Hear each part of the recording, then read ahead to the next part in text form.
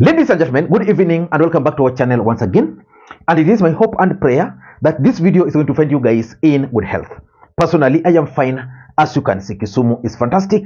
And maybe you could also let me know where you are watching the video from, the county or the country, in case you are out of the republic. Ladies and gentlemen, William Samoei Arap Ruto, the president of the Republic of Kenya, yesterday committed grave political mistake, which is going to regret by deploying KDF to try and deal with the Gen Z's anti-finance bill across the country.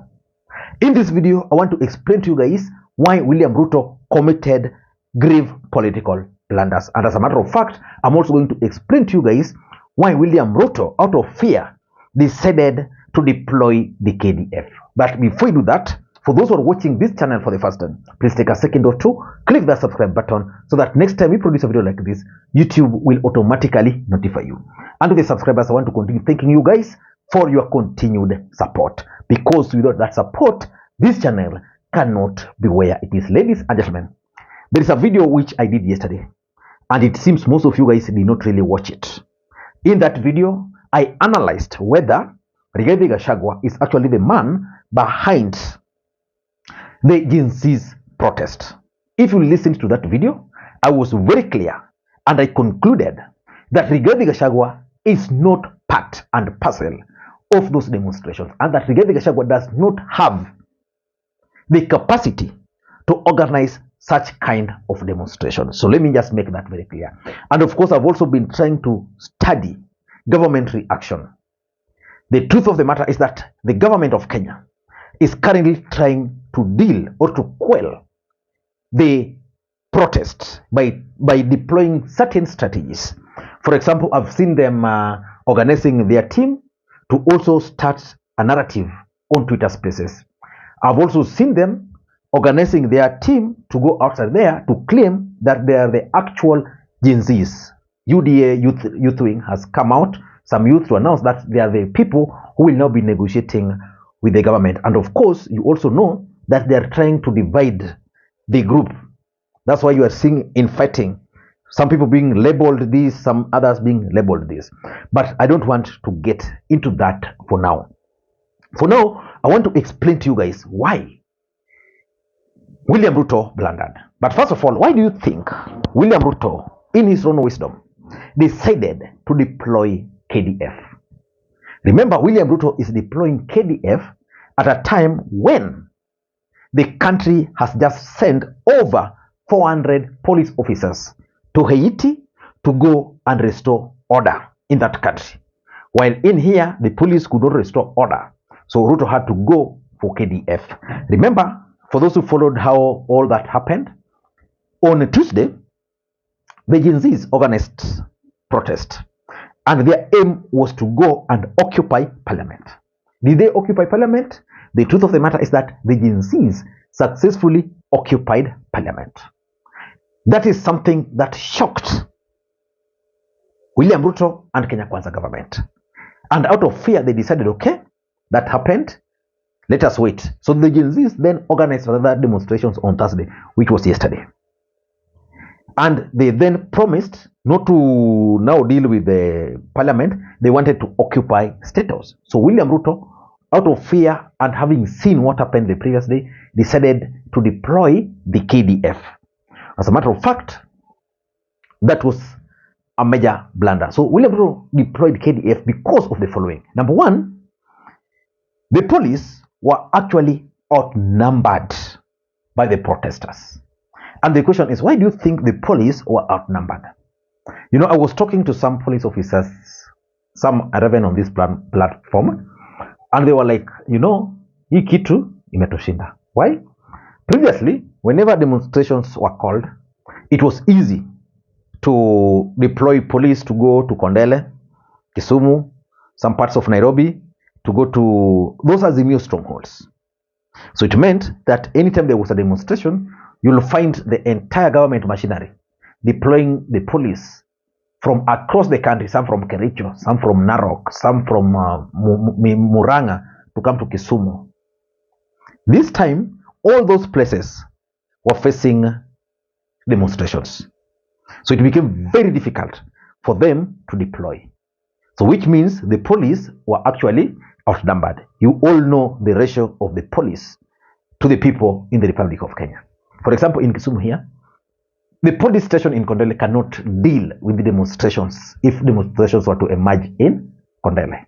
The police in Nyamasaria, for example, cannot contain those protesters in Nyamasaria, and it goes across the country. So they were outnumbered, and that's why they decided, now let us beef them up. Number two, there was also the strategy to instill some fear in the demonstrators, to scare them away. You see, we are talking of the Gen Zs. Then they wake up, they see, okay, they dealt with those water cannons. Then you tell them, now, those ones, apana, we are going to put them aside. We are bringing you the army.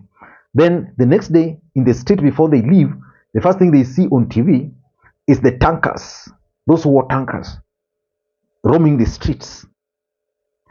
You see the KDF in their vehicles, rolling the streets. And of course, remember the police are also there. So it was intended to instill fear, but it did not achieve that objective, which I'm going to explain to you shortly.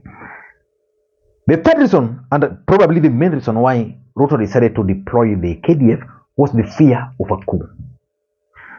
Anybody, any sensible person, any sensible Kenyan who was or who is in leadership would have feared these Gen Zs after they occupied parliament. Remember, after the parliament occupation, William Ruto was still adamant that that bill was going to go through. Let me ask you, do you think the situation across the country would have been the way they were yesterday if William Ruto had said, okay, me, I'm going to sign this bill? The situation would have been worse. So William Ruto feared that these Gen Zs might actually succeed in the coup. And for any coup to succeed, the military must be involved. So William Ruto decided, before anything else, let me have the military on my side.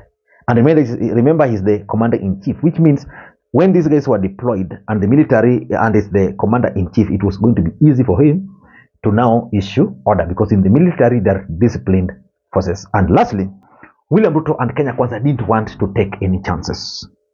They didn't want, and that's why even the way they were deployed had a lot of underhand deals. You know, Eden Duale had to issue that gazette notice at night. The Speaker of the National Assembly had to convene Parliament by notifying Azimio MPs very early in the morning. You see, not in the night or the evening, early in the day, in the morning. So everything was rushed because they didn't want to take any chance. But what are the blunders? How did they blunder?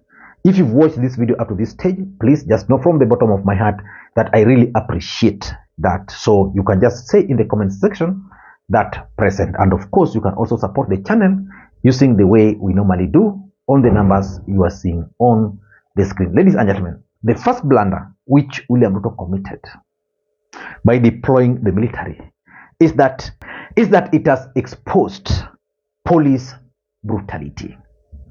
If you are to take the number of casualties across the country, none, and I repeat, none can be attributed to KDF.